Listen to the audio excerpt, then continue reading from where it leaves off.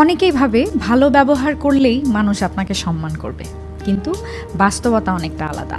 জীবনের কঠিন সত্য হলো মানুষ আপনার ব্যবহার নয়, আপনার ব্যক্তিত্ব আর নিয়ন্ত্রণ ক্ষমতা দেখে আপনাকে শ্রদ্ধা করে। 3টি ডার্ক সাইকোলজি টেকনিক জানাচ্ছি, যা একটু চাতুর্যপূর্ণ কিন্তু খুব কার্যকর। নাম্বার 1, সবসময় সহজলভ্য হবেন না।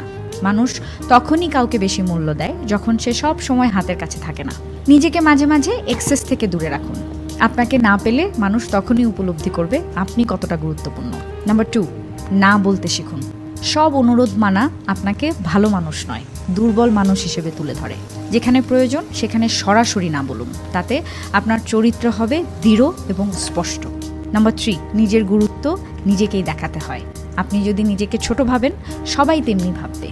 নিজের প্রোফাইল, কথা বলা, ফিজিক্যাল ল্যাঙ্গুয়েজ, এমনকি সোশ্যাল মিডিয়াতেও এমন একটা ভ্যালু দেখান যেন মনে হয় আপনি নিজের মূল্য খুব ভালো মতোই জানেন এবং নিজেকে গুরুত্ব দেন।